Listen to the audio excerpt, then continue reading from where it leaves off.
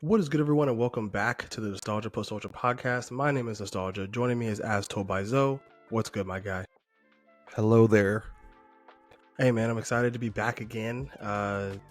It's funny with this month of January, we've actually been somewhat consistent making episodes, so I'm kind of happy about that. So yeah, thank you for everybody who's been tuning in and listening to our podcast. I know the next like 3-4 months are gonna be kind of hectic. We might either go on hiatus or try to do some episodes sparingly. We'll just see how things play out. But, hey, you get 4 episodes in a month, which is something that we haven't done in a long time. Yeah. I know. So yeah. Before we really kick off anything in the episode, I want to fact check myself, kind of. I know I talked about Bungo Stray Dogs in the last episode, and I want to make sure that I'm saying the right shit. So when it comes to stuff like so I was correct in saying that all of the people who are considered gifted in the show are their names and their powers are based off of Books and authors. Or authors in world literature. So I'm correct on that one. So like Japanese world literature, like for the Armed Detective Agency, all of their people are named after Japanese poets and Japanese book writers and Japanese other authors and stuff like that. There's an evil corporation from North America, funny enough, like the American group of gilded or special people are gifteds are evil. So they're called like the Guild, and they're like all North American titles. So you have H.P. Lovecraft, Mark Twain, John Steinbeck, Margaret Mitchell, Edgar Allan Poe, Lucy M, and that group. Is the H.P. Lovecraft guy racist? No, he's just he's a weirdo. Like I forgot his power per se, but like I think he didn't make up Cthulhu, did he? Or was that like Lovecraft? I think he did. So like I think it has something to do with that. His power. Even if he didn't make up Cthulhu, all those monsters are considered Lovecraftian. Yeah, exactly. Yeah, so there's him, Mark Twain. He is not Mark. None of the people in this show are from the American Guild are racist, just because what it is. But like, yeah, Mark Twain, who does have like his powers called Huckleberry and Tom Sawyer. You have John Steinbeck, whose power is called the Grapes of Wrath, which is pretty cool. Yeah, and then Edgar Allan Poe, his is. Let me look his up. The name of his power is a combination of 2 books that he wrote, or 2 poems. It's The Black Cat and the Rue Morgue. Is like, so based on the Black Cat and Murders in the Rue Morgue, like his powers like combining both of those is the name. Yeah, and then you have like a Russian guy, Fyodor Dostoevsky. I don't know how to say his last name, but he wrote Crime and Punishment. Crime and Punishment was a Russian book?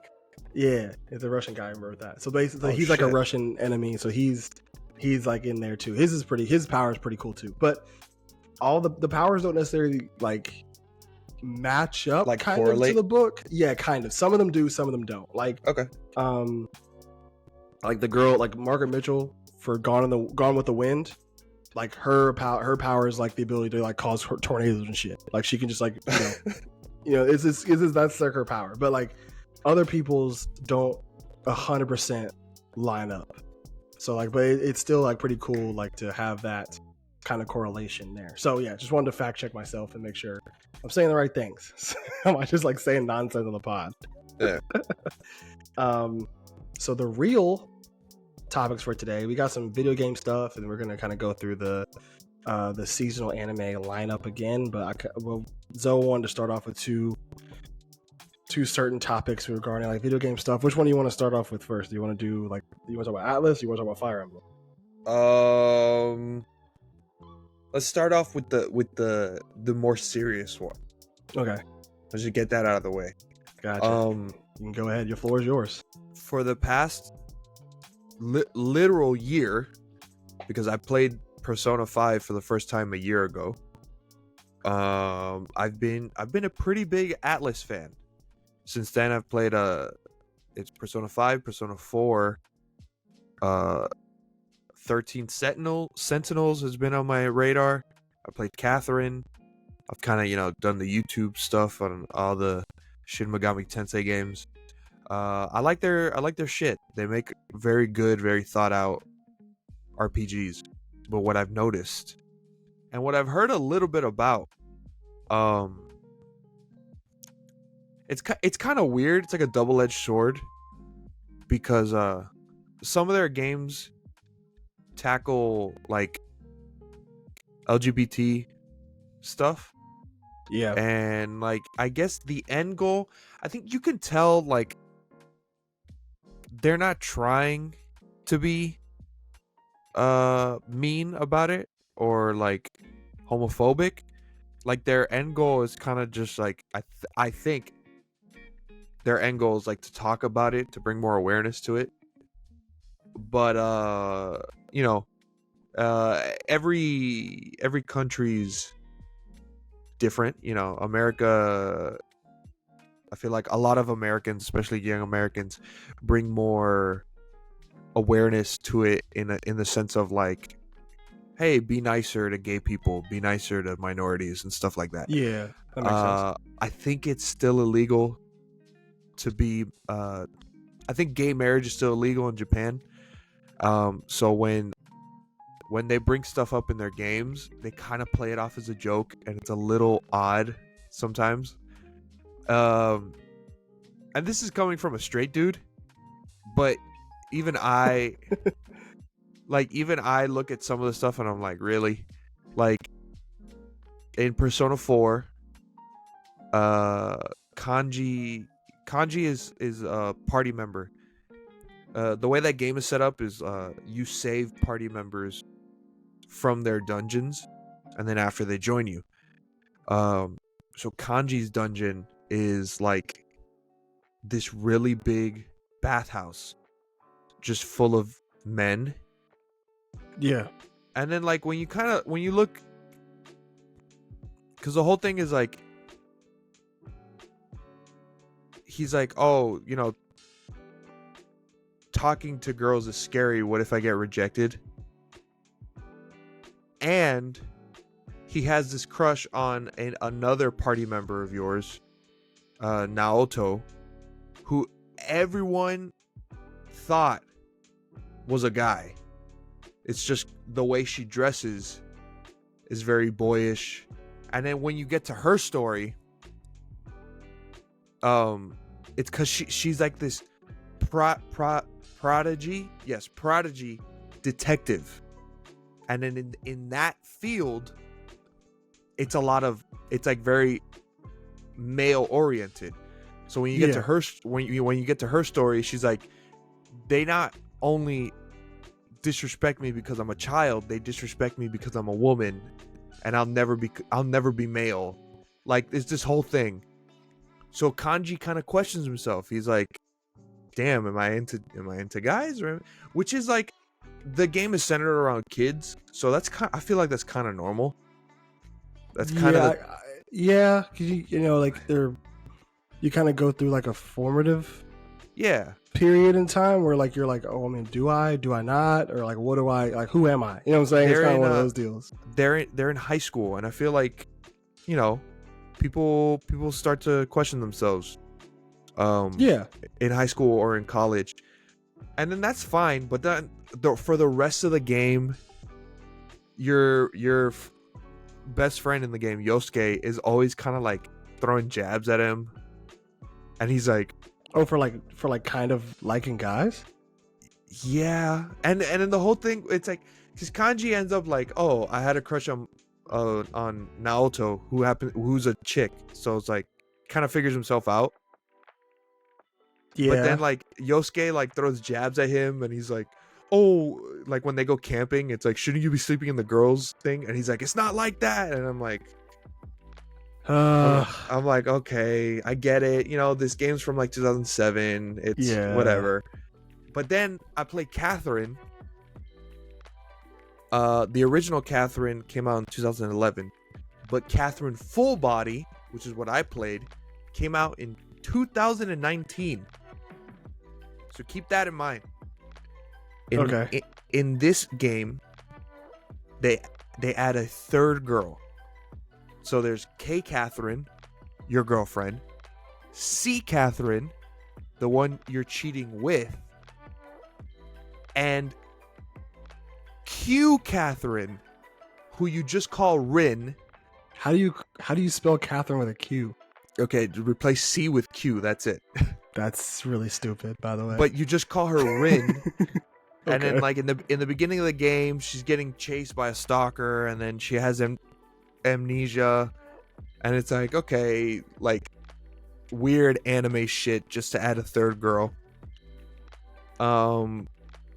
Throughout the game, you have more of this, like, brotherly vibe with her, but you know how, you know, the Japanese kind of have this brother sister thing going on. So she is again, they're not related, but it's just the way he acts. Vincent, it gets kind of weird. Yeah, she's the more, you know, innocent, younger looking one than the other Catherines. Oh, okay. Yeah. But then there's a point in time, because since she has amnesia, she doesn't know where to live, so your character puts her up in an apartment next to yours. Not for nefarious reasons, it's just like, I'm helping this girl out. He hears a thud, and he's like, what the? So he goes to check, the door's open, and he comes inside, and he's like, oh, Rin, what happened? She fell over, she's naked on the ground, and in the way the camera is placed, it's blocking her crotch, but she has no boobs. So she is a he. But in the game, they won't. In the game, they won't say like, "Oh, she's trans." No, Vincent just goes, "Are you a guy?" And Rin's like, "Oh yeah." And then it gets kind of weird, because Vincent is like, "Oh my god, I've been attracted to this. What the hell?" And then again, and this is why I say they're not homophobic, because Rin tries to like touch him to be like, hey, is everything okay? He slaps her hand away, and that's a very big issue. Like, the whole thing is like one of the other characters is like, yo, what the hell? You gotta apologize, you gotta make things right, like, you know, that's who she is, you know, she should be accepted. But then, like, the character that tells you that is canonically a trans woman. Her name's Erica. Used to be Eric. Not creative with the name. So like, they do all that stuff where it's like, oh, she should be accepted, this and that. But when the game came out, they like dead named the character in like this weird way. Like, in the credits, it's like Erica Anderson, in parentheses, Eric, played by. So it's like this weird thing where, like, I think they're trying, but they're kind of swinging and missing. Yeah, they're not doing a great job. Job with it. Instead of hitting a home run, they're like getting a bunt single. Like, they're getting on base. They're getting on base, but they're not scoring, if that makes sense. Yeah, I mean, like I said, I don't think it's a problem. I'm not saying like, don't play Atlas games. I'm just, as a new Atlas fan, I just found it, you know, a little odd. Yeah, it's definitely odd. I think their heart potentially, and again, this is coming from somebody that has never played a single Atlas game ever. Their heart may seem like it's in the right place. I think they're whiffing though on it. They're whiffing, because they really could have just. I forgot about the worst part. Oh no. Like I said, the whole point for the Rin storyline is, yes, she might be trans. She has amnesia. She should be accepted. It's fine. It doesn't matter. That's who she is. She shouldn't be scolded in any way for that. But then it turns out the reason Rin had amnesia is because she's an alien. You've got to be kidding me, dude. Are you serious? It happens to be in this third game. She's not a chick. She was an alien, and then she just forgot that she was an alien. So, are like, is in this case like are aliens supposed to be like gender fluid? Who knows? What are we talking about? Because, you know, again, Atlas was just like, oh, haha, funny alien. You know? This came out 2019, by the way. That's what I'm saying. That's insane.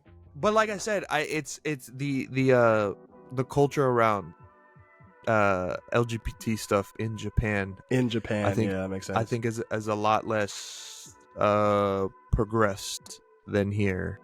Yeah, it's definitely it's not been the progress I guess made in America is not nowhere near the progress made in Japan, I guess. Like I said, I don't think they're bad people, and I don't think they hate gay people. I'm just saying it's just a little weird. Probably have a lot of like straight dudes in the office that definitely are making these games that like are like, hey, let's make sure we have some coherent storyline when it comes to LGBTQ, that kind of community. But then their pitfall comes from the fact that they're all straight. You know what I'm saying? They don't really understand it fully. So like that may be the case where like their heart's in the right place, but they just don't have the experiences needed to fully flesh out a real story that actually is a home run instead of just a bunt single. If that makes sense. Yeah. So yeah, I think that's their hearts may be in the right place, but they're not doing a good job of execution. So yeah. Crazy. Speaking of Japan, I know you had talked, and video game in general, I know you talked about wanting to talk about Fire Emblem and how many hours you put into it in recent times. So tell me about your Fire Emblem experience now. Okay, so I think you know, but maybe the listeners don't know. One of my favorite game series of all time is Super Smash Bros. Love Smash. I'm not a big competitive game guy, but I think Smash transcends that because I like big crossover stuff. The fact that Minecraft Steve can fight Sephiroth is fucking sick. It's insane. So because of Smash, I've decided to like play more games from the roster. I like being as I call myself in my friend group, the legacy gamer instead of the competitive gamer. Because of Smash, I played Final Fantasy, Mega Man, Animal Crossing, and now recently Fire Emblem. Fire Emblem Engage came out on Friday. It's my first Fire Emblem ever. And it's fucking fire. I don't know if you saw the video I sent you yesterday about my units. No, I didn't get a chance to look at it, no. I have D&D level notes of every single unit that I have, because you can only have 10 units out on the battlefield, and I think right now I have like 18 units that I have to sit through, and every unit is different. Like your main character, Alir, he's as of right now in the story, sword fighter, regular sword fighter. Yeah. But swords break axes. Axes break lances. Lances break swords. So I have a sword fighter, and then my girl Yunaka that I sent you yesterday with the star in her face. Yeah.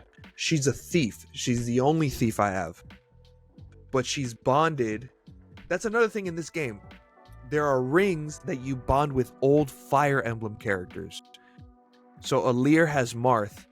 Yunaka is bonded with Micaiah. So she's a thief, but since she has Micaiah, she's also a healer. Huh. And then I have Vander, who's an axe wielder, but he's cavalry, so he's on a horse. That means he can move farther. But I have Boucheron, who's also an axe fighter, but he's not cavalry, so he's not that fast. He can't move 6 spaces, he can only move 4. But then there's Jade, who's also an axe fighter, but she's armored. So she takes less damage, but more damage from magic wielders. And man. And then there's Chloe, who was a no, because I didn't know how to use her, but now I do know how to use her. She's a Pegasus rider, meaning she can move like someone on a horse, but since they have wings, she can go over obstacles. Oh, okay. I see what you're going at. Yeah. So what is the... Hold on, before we go any further, because I've never played Fire Emblem. I know it's turn-based, but like, is it kind of like how like Rabbids was, where like you're moving around shit the whole time? Like, or XCOM? Yes, it's a turn-based tactical fighter. Makes sense. Okay. But you know, Rabbids, you can shoot from far because everyone has a gun. Yeah. I saw someone tweet, Fire Emblem is anime chess, which it kind of sounds is. like it. The way you're explaining it kind of sounds like anime chess. Because, you know, some people could do some things, other people can do others. Mages and archers can obviously attack from far away. And if you attack from far away, if you attack from close, the enemy has a chance to counterattack. That's why every Fire Emblem character in Smash has a counter. Yeah. Because if you're right in front of each other, the enemy will get a hit, and then you can get a hit in. But if you attack from far away, there's too much space in between. They can't counterattack. So, playing this game, I've had to learn a lot more strategy than just Luigi shoot far, Luigi shoot now. And another thing that's very interesting about Fire Emblem, that I'm not playing this way, because if I'm playing this way, I would have lost people. The original Fire Emblems were based around permadeath. Meaning if you lose an ally, they're dead. You cannot get them back. So I'm playing a more casual mode, because if I was playing classic, it'd be a wrap. I would have dude, my mage died in the tutorial. And I was like, oh, chance. No. So I was like, oh my fucking God, thank God I'm not playing. Holy shit. Classic. It didn't last a tutorial. That's insane. It's a hard game. It's a pretty hard game, but it's really fucking fun. The story is nothing to write home about. It's very generic. You are the chosen one. It's a chosen one kind of story. Which I find kind of... I just hate how everyone... Because you can name your main character. Yeah. When it comes to that, I usually just keep their names. Like, when I played Final Fantasy VII, Cloud was Cloud. I didn't name him anything else. Mm-hmm. But because you can name your main character, the voices never say your name. They just call you Divine One because you are the Divine Dragon. Yeah. And it gets to a point where I'm like, it sounds like everyone's kissing my ass, and that's annoying. I just they're not like treating you like a person. It's like you're just like you're God or something. Which sometimes it's funny. They make some jokes around it, but other times it's like, if you could just say Alir, I think this conversation would have just sounded different. Yeah, makes sense. And also, last thing I want to point out about this game, the developers are a team under Nintendo called Intelligent Systems. They make Fire Emblem, Advanced Wars, and the WarioWare games.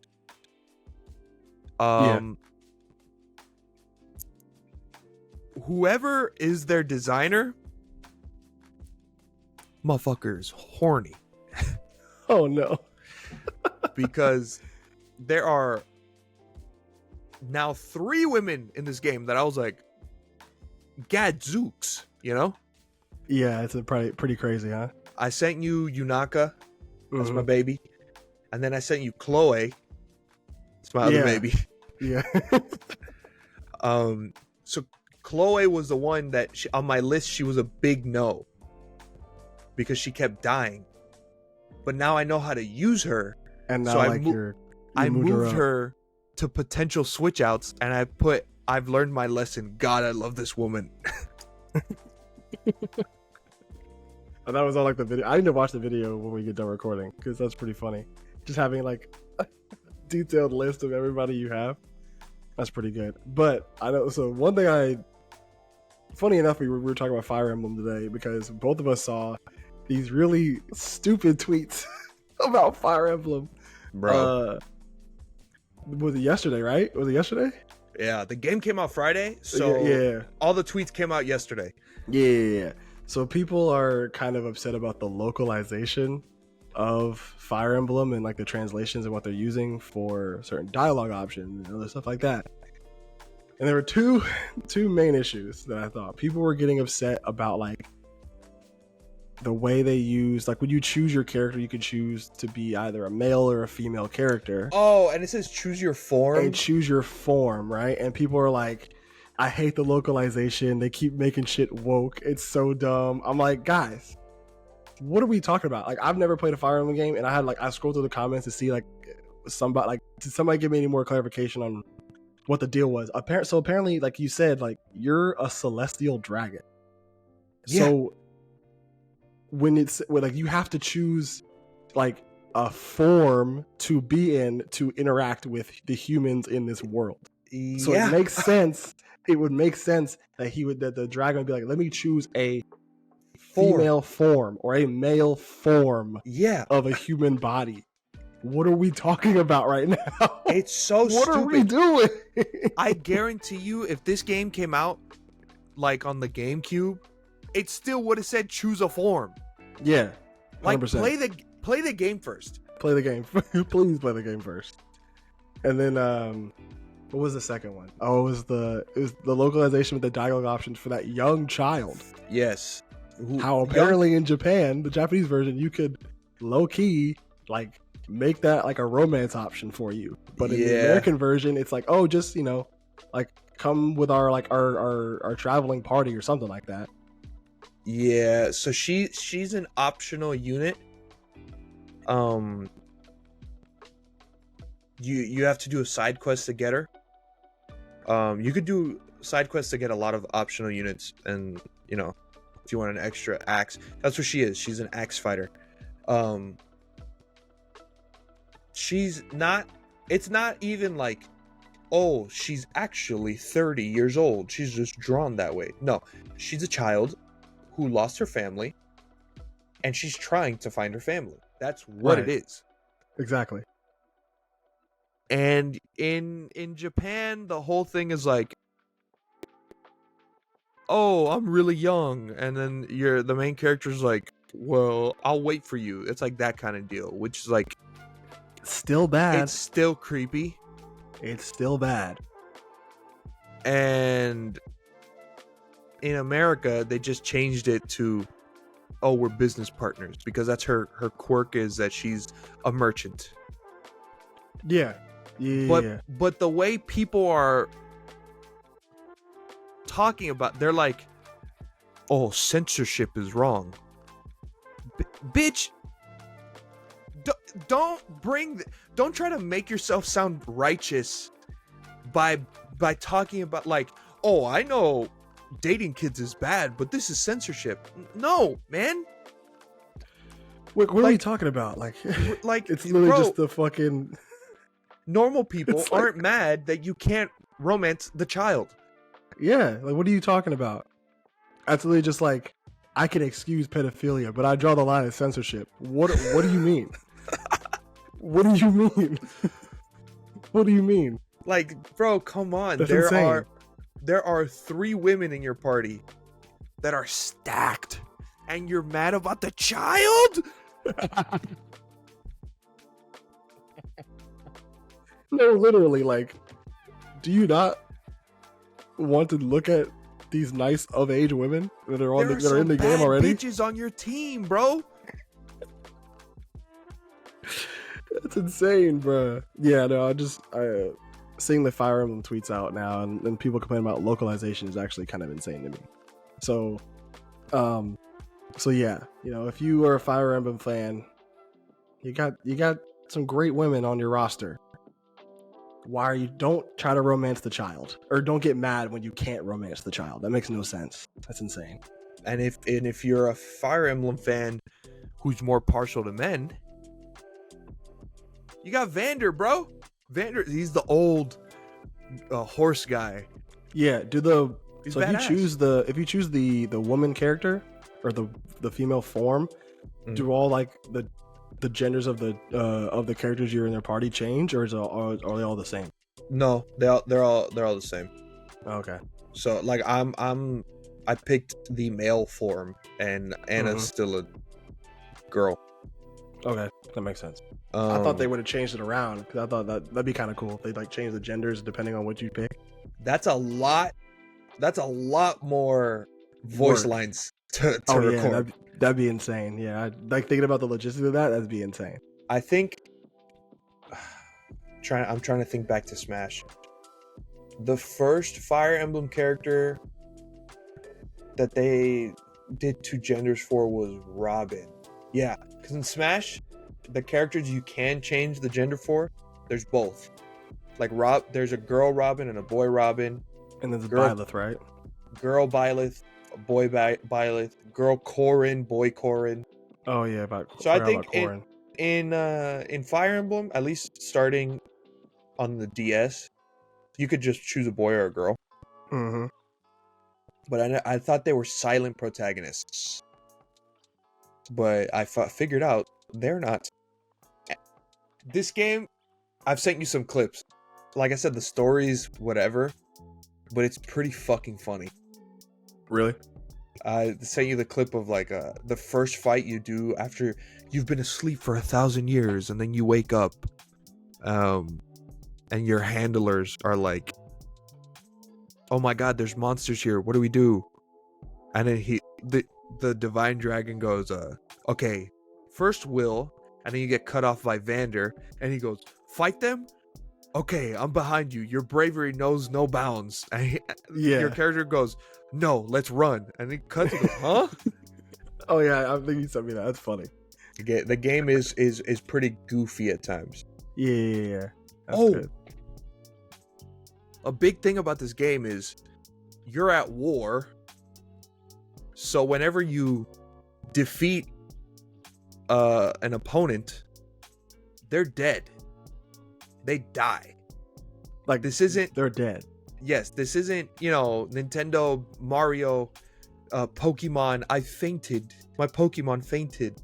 Or I'm knocking this guy out. Nah, they're fucking, swords, axes, hammers, dead. They gone.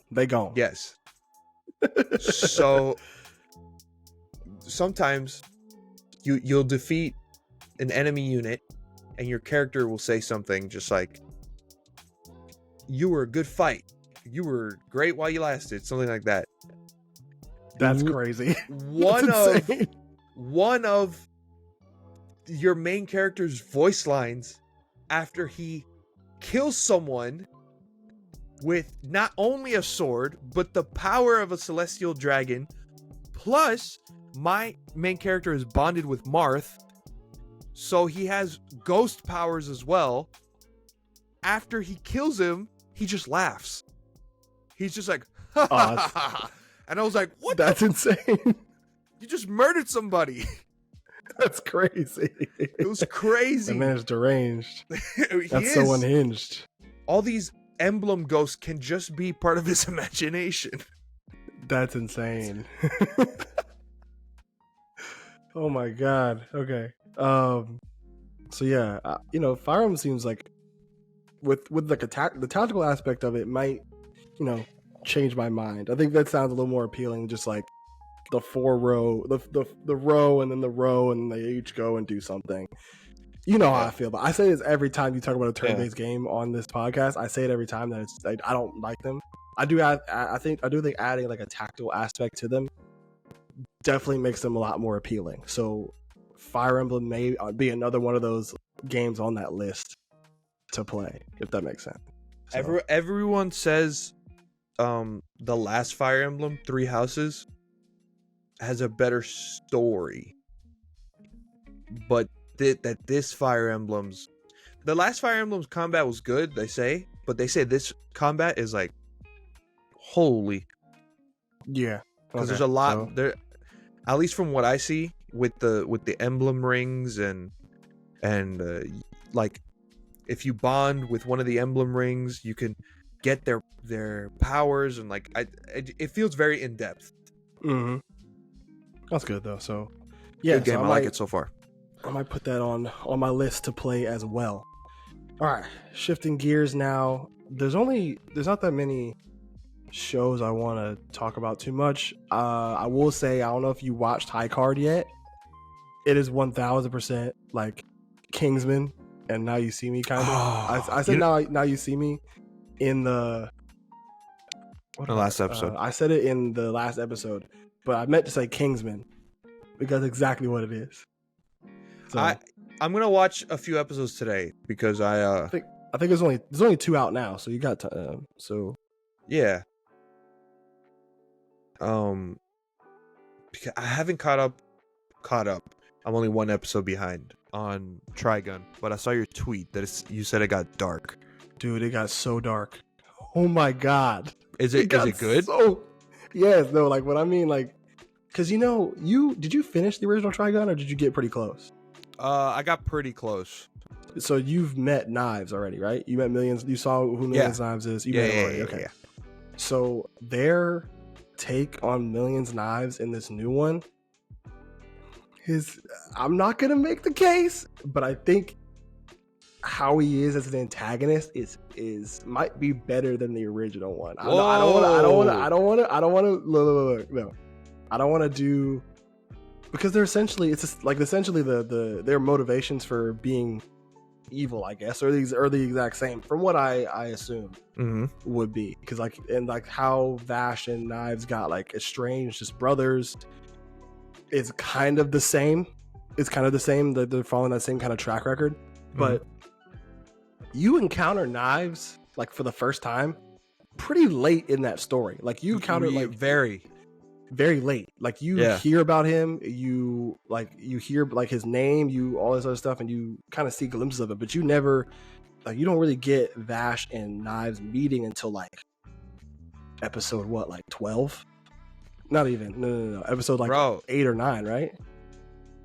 I want to say maybe closer to 15. It's pretty fucking late. Yeah, like it's late. Because I think it's super late that the OG had 24 episodes, right? I believe so. So I think 25, yeah. I think it's less than half of the episodes that you meet Knives. Yeah, so like this is episode 3? Yeah. 4? 3. It's early. Yeah, so it's super early, and like you're meeting him now, which is the crazy. Like you meet Wolfwood first, you meet a bunch of other people before then. That's like, that you encounter on your journey. You meet Knives in episode 3, and that shit hits the fan so fast. And I think it's really cool, like, to have that kind of thing, because like they made it so, because like the original is it's like the adventures of Vash, and then all of a sudden it goes, they hit the plot button in like episode 15. Yeah. You know what I'm saying? So like it's mostly about just like Vash's adventures of trying to like an understanding who he is as a person, until like you get later on in the show. This one is like, we're going to have a plot for real from the get-go. Like the first 2 episodes, yeah, we can joke around and be cool, whatever. But like, we're having a story now. And I think it's really cool how they did that. Not to get too much into it, but Knives' powers and certain abilities that Vash and Knives have get alluded to in this episode. And Knives' powers are exponentially better than Knives' powers in the original. Because Knives and Vash have essentially the same ability. Right? I think it was. Or like, because they got the same gun. Yeah. They got that big, like how their arm turns into, like their gun and their arm turns into that little, like that crazy deranged, like big beam and shit. Like they both had that. Knives has some totally different power in this one. And it's very fitting with his name. So like, I think it's really cool how they did that. And once again, the animation is phenomenal. Yeah. Animation again is phenomenal. So yeah, like you definitely need to check it out, like after we get done recording this episode, because like how they animate and like do his power is so cool. And I think I'm excited to see like how the rest of the story goes from now. They're already introducing Knives this early in the story. We haven't even gotten to Wolfwood yet. We haven't even met him yet. I know. So yeah. But yeah, let's talk about Nier, because I need answers, my guy. I need answers, bro. I need explanations. So as the resident RPG guy, watching this anime, like episode 2, I didn't see it last week. Episode 2, like, focused on really humanizing, which is a funny word, a small subsect of the machines. Like you were saying, their eyes turn yellow, so they're not hostile. Yeah. And that is to show. Did you see episode 3? Yeah. Okay, so that is to show like, that like I'm all caught up on all episodes. Okay, that is to show like the fucking 9S in episode 3 is like they're just repeating things. They have no souls. Yeah. That is he's kind of conflicting with himself there. But in episode 2, you know how the little robots were calling the big one Big Brother? Yeah.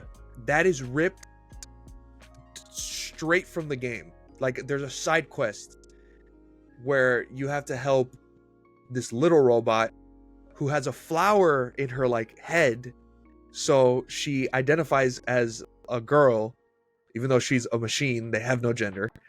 She's like, oh, I need to find Big Brother. And when you find Big Brother, he's like, oh, I've worried little sister. Like, that is straight from the game. Wow. And so is in episode 2 those like weird cuts of them telling the machine's story, and it looks like kind of like paper puppets. Yeah, that's really cool, by the way. That's I thought it was really cool.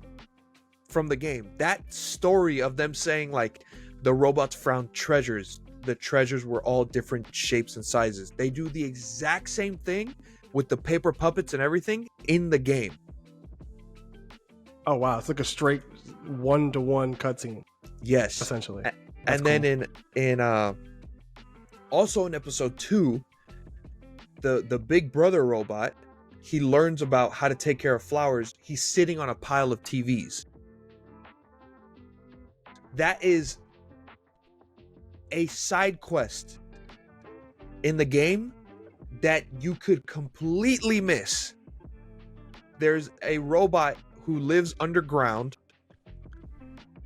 and there's TVs everywhere. He hangs out on a pile of TVs. You could completely miss that. It is not necessary to do that quest. Wow. I thought was also really cool. Yeah, so this is cool for like you, like being able to play these games and then seeing like stuff like that kind of pop up. And then in episode 3, Lily is a new character. Here's the thing. She's the leader. And I don't remember if the leader's name in the game was Lily, but she wasn't that big of a character. It was just like, hey, this is the resistance camp. Good huntings to you. Like, that's it. Yeah. And this one, she seems a little bit more active in the story. Also, when she goes to the jukebox to play a song, that's also in the game. Really? Yes. What, like, does she play a specific song that might be in the game, or is no? You can go to the jukebox and play just songs from, the orchestra, the soundtrack. Yeah. Did like Lily, when she went in the episode, did she play a specific song from the soundtrack? I'm assuming she did.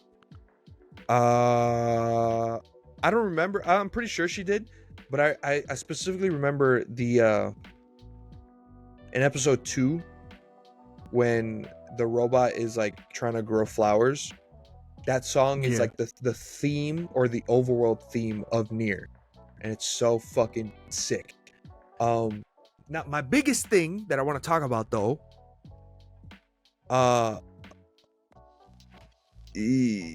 Jackass is more prominent in this story. Jackass is a real character. Yeah, she reminds me of Hanji from AOT. Little bit. In that mission in the game, Jackass does not join you. You just go to the desert alone. But in this one, she goes to the desert with you. Those machines that you fight in the desert, in the game, they look like that. They look like tribes people. They have war paint and all that stuff. I thought, it's just a reference to the first Nier that they look like that they're wearing masks. No. This show confirms, because 9S hacks into the big guy.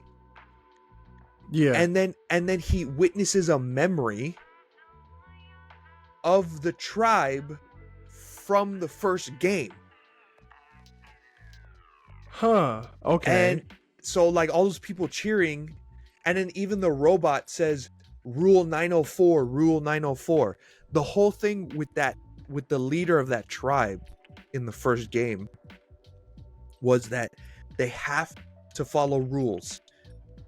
They have to. That whole tribe, even if they want to do something new, like, I don't know, I want to pick purple flowers instead of red flowers. It has to be made a rule. That's why they have so many different rules. And then when you finish like the side quest in that area of the game, it's really funny. Instead of just not following rules, they'll just keep adding more rules, which is like, rule 958, you don't have to follow rule 29 anymore. Like, it's just really funny. Oh my god. But yeah, so I didn't really get that part. Directly connected. And what's crazy to me is that this Nier Automata takes place in the year 5012. The first Nier takes place in the year like 31 something. So there's like 20,000 years, not 20,000, 2,000 years in between. But there's something there that could be connected. It's the same world. It's fucking cool. Yeah, that's really, really cool. I need you to explain, or if it's a spoiler, don't go too much into it. But I thought the emergence of who I'm assuming are the Adam and Eve characters that we had talked about way early. Mm-hmm. I'm assuming that those are those characters. Their introduction was very cool. I think I don't know. I think so. I guess Adam falling first, like the creation of Adam, how he came out on the ground, and then 2B and 9S fight him, and then like they kill him pretty quickly, might add. Like it really wasn't like a crazy fight. Like they both just stabbed. I was not expecting that much like gore. Like, I'm putting that in air quotes for the audio people. Gore from an A1 Pictures type title, because like they stabbed him and it was like it got ugly, and I was like, oh shit. And then Eve popping out of his rib. As soon as I saw the rib pop out, I go, oh, that's fire. Bro, the rib comes out and you can hear it break, and then an arm forms over it. I was like, that's cool as fuck. That's cool as fuck. I don't remember if it was that cool in the game, but it was fucking cool in the show. I have a question though. So, are Adam and Eve like essentially? They essentially like kind of like 2B and 9S, because they're like robots that like for some reason look like they have like human skin on them. If it's a spoiler, don't answer the question, but it seems like they're almost the same. It's not that I can't answer because of spoilers. I'm just gonna say you're thinking correctly. You are thinking the way Yoko Taro wants you to think. Okay, so at least I'm on the right track then, I guess. Yes. You're not missing a point. You're not going, oh haha, that looks cool, and not thinking about it. You're on the right path. Yeah, because it threw me off, because like I obviously knew as soon as like a humanoid type body fell from that little like cocoon thing, I was like, oh, that's gonna be like the Adam and Eve characters. Like I already kind of expect that to happen. You know, you see the promo art, you see all that other stuff. You know they're gonna come at some point.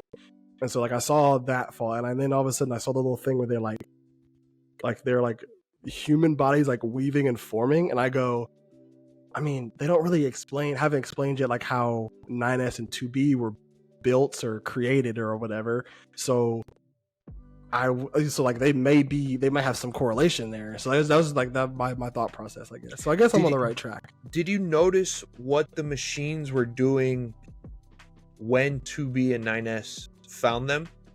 Like right before Adam and Eve were born?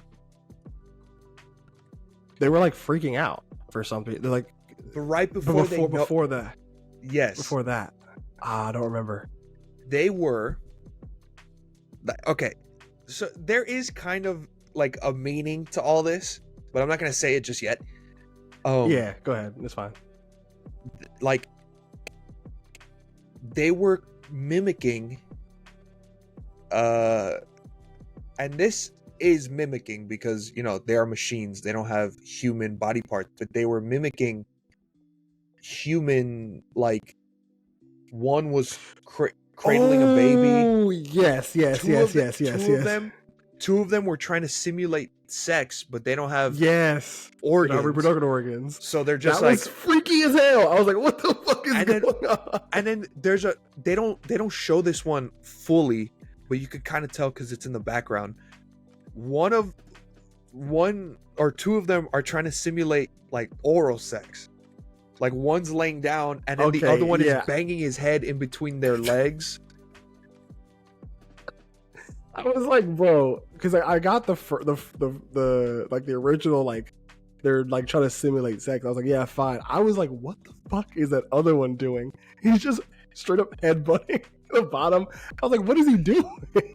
And then there's one that's like cradling like a baby, but like in the game, if you look in the cradle, it's like just garbage.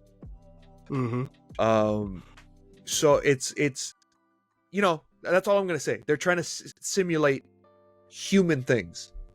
Yes, and then like I think 9S says something about it, like how like they're just robots that don't have human whatever or whatever. So and it's kind of hard to tell because there's no English dub for it yet. But like when they first see this big pile of machine life forms or machine whatever, like some of them are saying like, hello, nice weather, and then there are others that are saying like, it hurts, kill me, pain. Yeah, I noticed that. But it's hard because like it'll be at the top and what you have to read is what 9S is saying on the bottom. Yeah, it makes it definitely like difficult with the subtitles, but It is what it is. I think you can if you can kind of catch both, it's fine. And then also it's not one of those things where like you miss it and all of a sudden you got to like rewind like a whole 2 minutes. I do think that's kind of helpful, where like for the most part you can kind of gather what's happening on screen without really having to see both sets of subtitles. Yeah, so it kind of helps. You definitely can. So that definitely does help. I know they're kind of going on a hiatus because there was a little COVID outbreak in Japan, which kind of sucks, but everyone stay safe, I hope. But what I really need to see in the next coming episodes is a certain song from the game where it's like an orchestral, like it's a fight song, so it's kind of like, yeah, but the underlying rhythm of said song is the machines saying, as a group, they're all saying, become as one, and it's the creepiest thing, but I love that song. Really? Oh, yes, man. I did. Yeah, definitely didn't to pull that out, but yeah, I think it's crazy. Like, they have the COVID outbreak, and then I think A1 Pictures in general also has like other titles they're working on at the same time. So I think they're getting stretched pretty thin, and this COVID-19 outbreak also like hindered that as well. Yeah. So like I saw like a tweet about like people talking about A1 Pictures and the delay for Nier, and people, and like not even like a week ago, people were talking about Mappa and how like they're overworking their people, how they keep adding new titles, and like the running joke is like Mappa workers animators. They never get to see their families and this, that, and a third or whatever. And I think there's some slight truth to some of those jokes. Like it seems like every major title that's coming through in the anime world, Mappa's just picking it up. Yeah. And like it's just one of those things where you gotta question, like, are they overworking the people that they're employing, or is it a situation where they have enough workers to actually to do the job, I guess. And like with the Attack on Titan thing getting split into 2 parts with the finale, I think that was part of it, where like they have so many, they're getting stretched so thin that they need the right capacity of people to like work on the titles, which I think is crazy, because like honestly, this doesn't need a 2-part. It doesn't need a 2-parter, low key, because according to people that have read the manga, funny enough, like I haven't read it. I've been trying to hold out so long to not read this manga because I wanted to experience the anime, like first time experience, like with everybody else. Yeah. But so according to people that have read the manga, like there's only 8 chapters left that they have to adapt. So having like a 2-parter doesn't make sense with 8 chapters, because you can make up 8 chapters in 4 episodes, or like 5. A lot of people are saying they might not follow the manga though. That's what I'm thinking too. Like it might be like an anime original ending, and those, I don't know. I feel like anime original endings are very hit or miss. Like in the times that I've seen them, like some of my favorite stories that have been anime only, I think only one of them has like a decent ending to the story, and that's the original. Apparently, the AOT ending sucks. I wouldn't say it sucks. I think it's polarizing. I'll say that. People either say it sucks, or people say it wasn't that bad. Where it's like, I just feel like it's very common for a lot of really good stories to kind of have mediocre endings. Yeah, which is crazy to think about. like I also think, I think like the way Bleach ended was like super rushed, and like it wasn't a great ending to the story because there was so much else they needed to cover before the story ended. They kind of just, like, Kubo just threw a bunch of stuff together, which is a valid criticism of Bleach. So it's like, but there are so many others, like even like some like Naruto, for instance, too. Like that felt kind of like the ending wasn't that great either. Or there's not too many stories you can really look at and say, yeah, that ended the right way. I think ending anything is hard. Super hard, because especially the way stuff works over there, where it's like you may have a bunch of plot threads and a bunch of plot lines that could potentially get explored and capitalized on, but then the production company you work for says, yeah, you got to wrap this up in 30 chapters. You got no money. You know what I'm saying? So it's like kind of hard to do all that in 30 chapters without either missing stuff, skipping stuff over, not developing characters and stuff like that. There's criticism. So for AOT, people are saying like the ending sucks, or it's like, hey, it's not that bad of an ending. You know what I'm saying? And I, when it comes to like the track record of anime only endings, I've only seen maybe like, in my own experience, like there's probably more.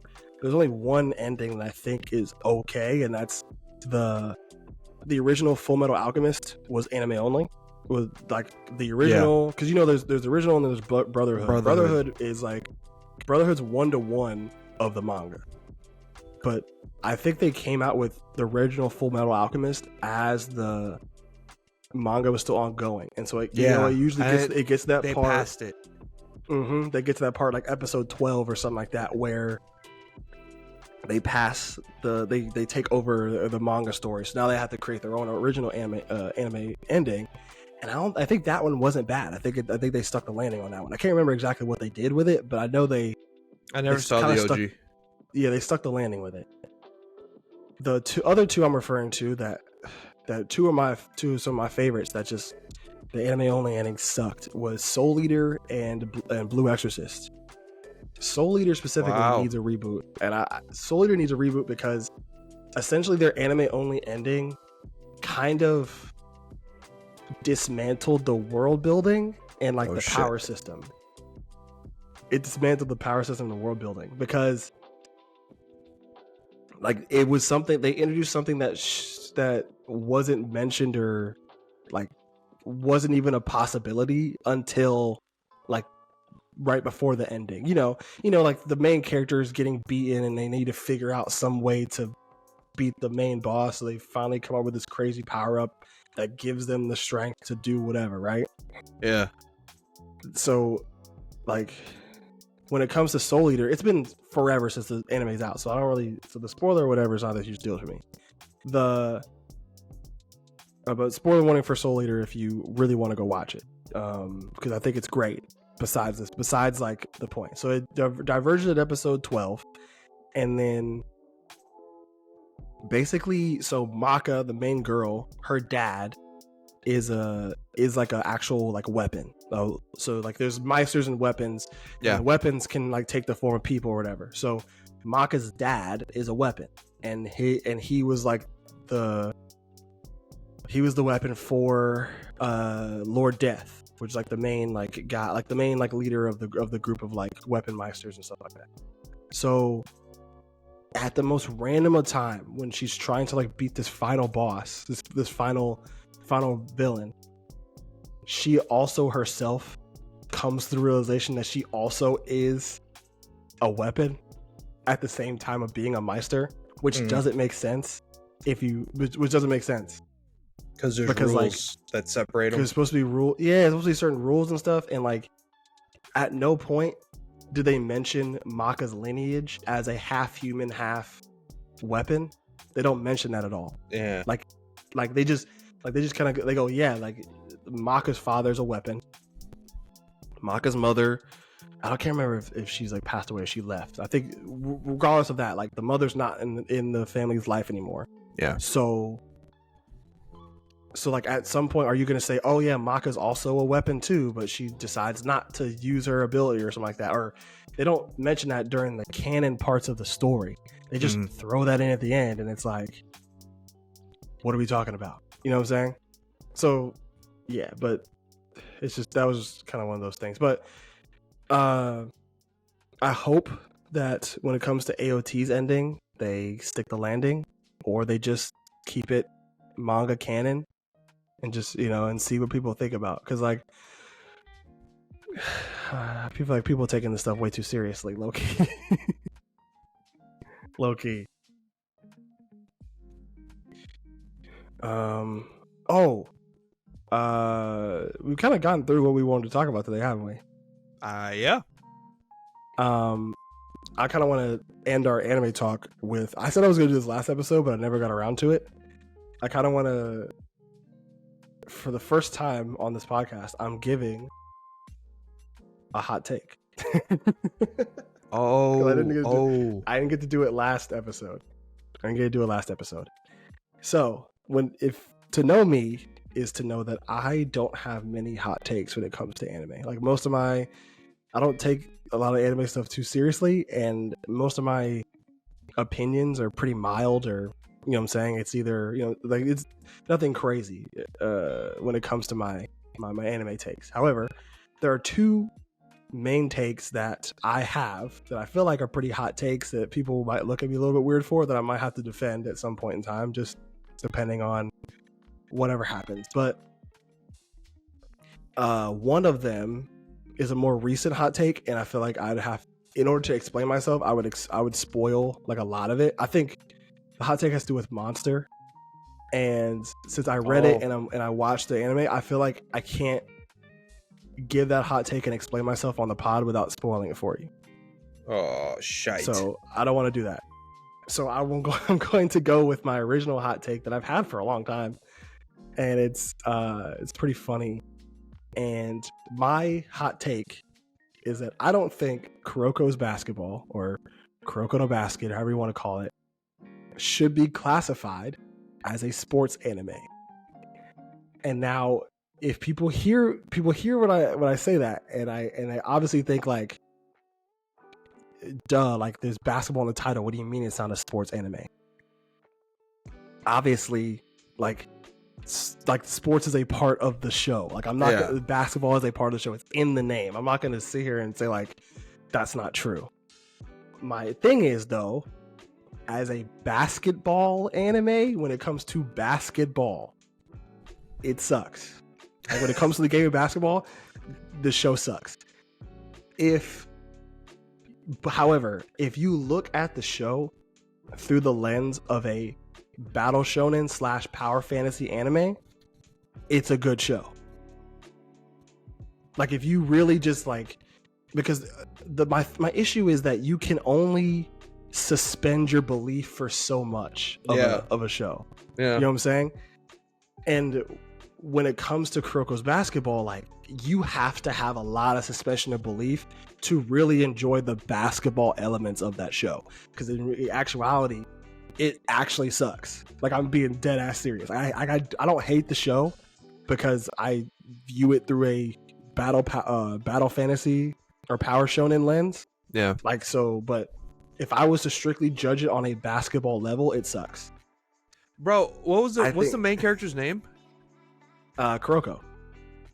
Okay. Sorry, I haven't seen it. But fucking we talked about this. You were like, oh yeah, Kuroko isn't like, people don't notice that he's there. So what? The other team thinks these people are playing with 4 people? That's what I'm saying. Right? So there's one teammate that's not blocking anyone?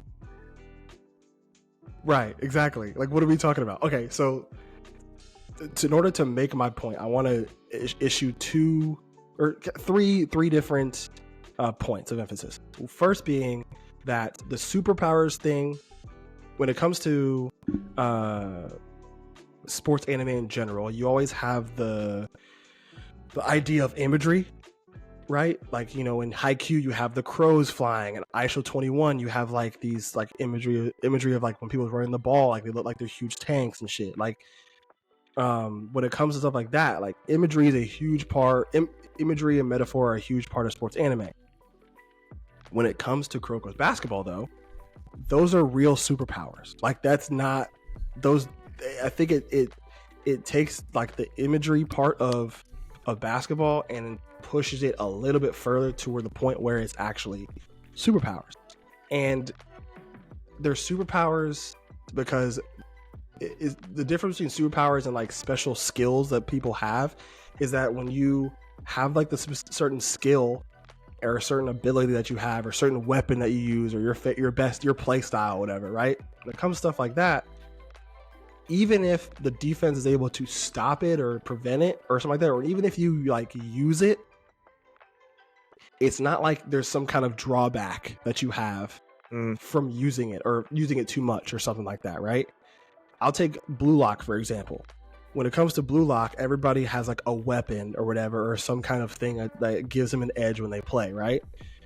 When it comes to Isagi has this really good spatial awareness of like where everybody is on the field, and has the ability to like, has the ability to manifest goals just strictly on that spatial awareness, right? The thing that hinders him is not him using it too much to where something happens or it's like a drawback. It's the situation where he isn't on the current level enough yet to where he can do it all the time, and he's not like the best, he's not the strongest, he's not the fastest, not the most athletic, not the most agile. So all those physical attributes hold him back from unlocking his spatial awareness to the fullest extent. And if he uses it a lot, like most athletes do, he gets exhausted because he's like thinking, running, moving, like trying to do all these things in the field. And if you think about it in the lens of soccer, it makes sense. Like you get tired from trying to do all these things at the same time, right? So flip to Kuroko's basketball, right? Just from a basketball standpoint, right? I know you said it. Kuroko as a character literally doesn't make sense unless you suspend your belief enough with basketball, because like nobody plays 4-on-5 like you. Yeah. Like, this is coming from, okay, people might go, Taylor, you're thinking too much into it. One, you might be true. You might be correct on that. Two, like, let me just get this off. You know what I'm saying? Hold up, coming let from him somebody cook. Exactly, coming from somebody who used to play basketball collegiately, like you know what I'm saying, like I played basketball a long time. It is almost impossible to not, it's like in very rare cases do you not notice somebody on the floor. You know what I'm saying? Like it's not like people can like lose people, like you may lose where your man is when you're trying to guard them or something like that, but it's very rare that people just forget somebody is on the floor. Yeah, that like never happens. You know what I'm saying? So with Kuroko's ability is like he's so unassuming that he's able to like slip past and be mysterious enough to get in position to like redirect passes to his teammates or whatever. And it wears off once people start to actually play basketball. Like literally the drawback to his power is that he's essentially useless when people notice him on the floor. So if you were to look at it through a strictly basketball lens, his power doesn't make sense. Yeah. You see what I'm saying? His power doesn't make sense. It's like you take the drawback and you just apply it to real basketball. Once you step out on the floor, it's like, okay, who are you guarding? I got him. You know what I'm saying? So if you already know who you're guarding, then you already know he's not going to be useless. If you quote unquote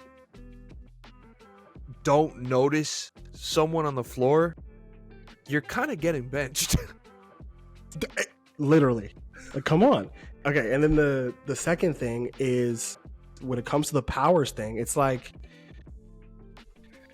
there's a character you can have. So when it comes to drawbacks or when it comes to certain like abilities and stuff, right? There may be people who have abilities that counter other people.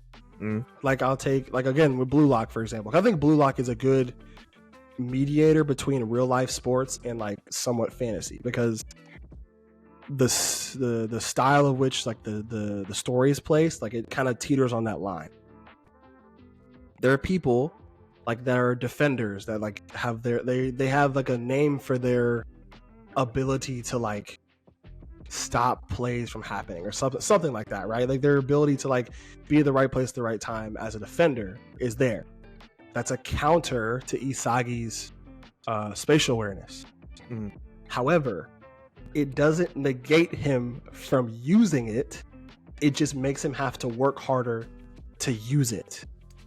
if that makes sense. It doesn't negate it from using it. He can still use it, but like he has to find a new way to like unlock a piece of like, because they use it like when it comes to like unlocking pieces. He has to find a new way to like to circumvent that guy's ability to stop his plays and still be successful. You know what I'm saying? When it comes to Kuroko's basketball, there's two players that have similar abilities. There's Kisei, and I forgot the other guy's name. Kisei's ability has the ability to copy any move that he's ever seen and do it, I think, better than the original person did it, right? That's his move. So his special ability is like a copy ability.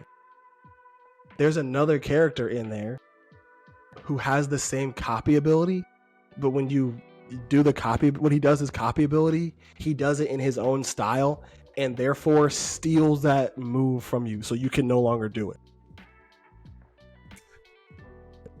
Do you see what I'm saying? You see what I'm saying? You see what I'm saying? That's so crazy. If you're the guy on your team that's like the best 3-point shooter, in the middle of the game, you can't shoot threes anymore, but this random guy in the other team can, like with your same jump shot and everything. Right. Like, okay. Like literally, there's a play I remember, like, because I remember watching it. There's a play I remember where this like really cool like a moment in the anime where like this guy like dribbles through like 3 people, does some crazy shit, and like finishes at the rim, makes a layup, whatever. Makes it like the animation was great. He got jelly. Like the movement was good. Yeah, like it was a really cool sequence, right? That same guy does it like 2 plays later, and then they flash to the original guy, and he has this weird like, you know, the anime like wide eye moment. How did he know? He tries to like, right, exactly. He tries to dribble and can't do it anymore. He tries to like make a move and can't make the move anymore. I was like, what do you mean? Like, did you forget to dribble after seeing that guy do the same move as you? His power is the yips. I know you're talking about that. Yeah. His power is the yips, which is giving people the yips, which is insane to think about. So yeah, like I just think, you know, if you look at Kuroko's basketball from a lens of like, this is a battle shonen, because it's in Shonen Jump. Like the manga's in Shonen Jump. If you look at it from the lens of a power fantasy battle shonen type of lens, the show is very enjoyable. Like I think it's really cool. But if you were just to look at it from like a basketball standpoint perspective, it sucks. It sucks. I think because what made me like think about this was there's a new Chinese like donghua, which is called Left Hand Layup, and it's getting turned into an anime. I don't know if it's gonna come over to like. Oh, I don't know if it's gonna come over and like be on Crunchyroll or wherever. I don't know if it's gonna get put here or whatever. But like I saw like a TikTok on it, and I'm scrolling through the comments, and people are like, oh, you know, this new basketball anime, which is the best basketball anime of all time. And the lack of people saying slam dunk was really getting on my nerves. Cause like people are like, oh, Kuroko's basketball.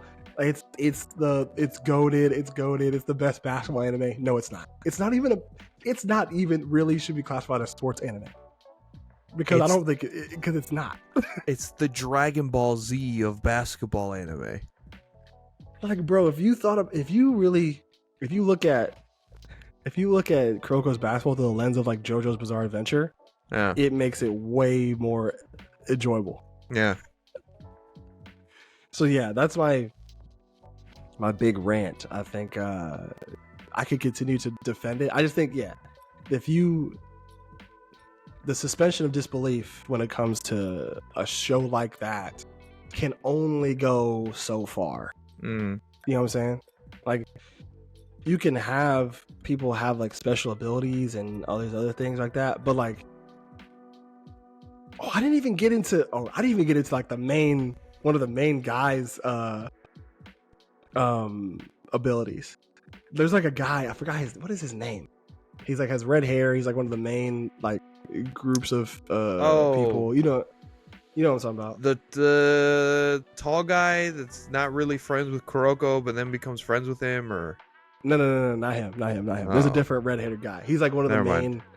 He's one of the main antagonists of the show. Oh, I don't know. His ability, essentially, like it's called like Emperor Eye, where basically you can like kind of like where you can like see everything that happens on the court and like predict moves and stuff. But he's also does one thing where like he can make any change of direction, does not matter how simple, but people always kneel to him because he's the emperor of the court. So like literally he does a simple crossover and Buddy's like ankles buckle. And that's I'm like, his power. His power's crossing people over. Exactly. I was like, you've got to be kidding me. Like it's like, bro, it's like he has like a fucking Sharingan where like he just he puts you like a genjutsu where you just fall over at the slightest like change of direction. I think that explanation is really fucking funny though. People kneel to him because he's breaking their ankles. He's the king of the court. He rules all. He's the emperor. That's kind of fire. That's kind of fire. But if you look at it from this perspective of like a battle shonen, yeah.